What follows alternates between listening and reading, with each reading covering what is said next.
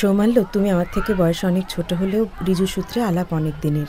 মা হওয়ার আনন্দ যন্ত্রণা দুটোই এত বেশি যে বাকি জীবন স্মৃতি হাতড়িয়েই কেটে যাবে। দেখুন, যতজন অটিস্টিক পেশেন্ট আমি দেখেছি তাদের মধ্যে Riju is most talented. Or or express করার ধরনটাই একটু অন্যরকম,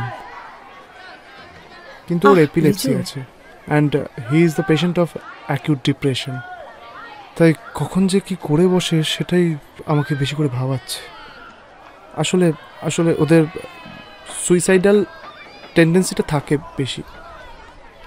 আমার হোমে এই এত ছেলেমেয়েদের মধ্যে প্রায় অর্ধেক ছেলেমেয়েই মানসিক অবসাদগ্রস্ত।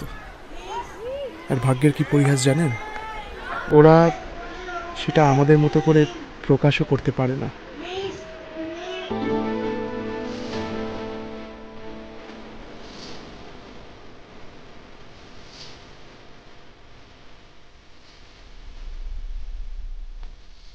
কি হয়েছে দেখি?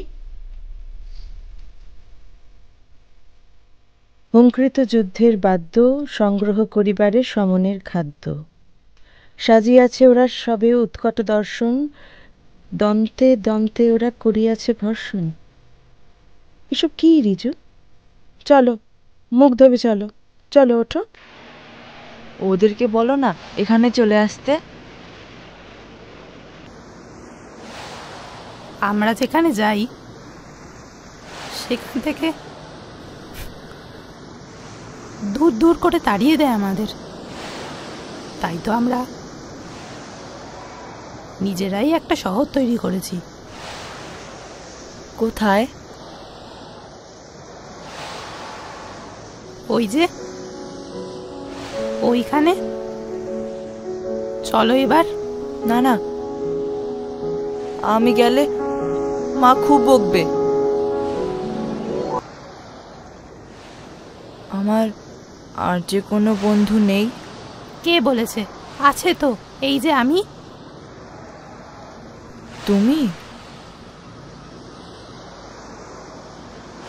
তোমার বাড়ি কোথায়?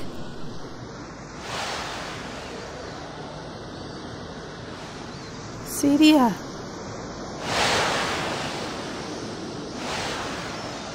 আমি হারুর চায়ের দোকান অবধি চিনি, তারপর মা নিয়ে যায়নি কখনো। আমি চেনাবো, যাবে আমার সঙ্গে? একলা যাওয়া বারণ আমার।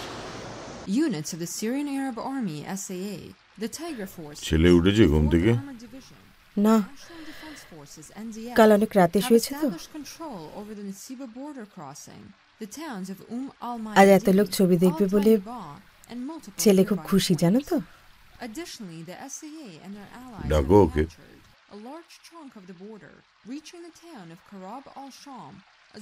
আমিও ভাবছি আজকে অফিস থেকে আসার সময় একবার যাবো।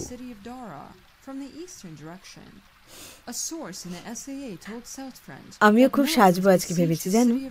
এত প্রেস আসবে, এত লোক আসবে। দাঁড়াও, ওকে ডাকছি। রিজু, রিজু, উঠে পড়ো।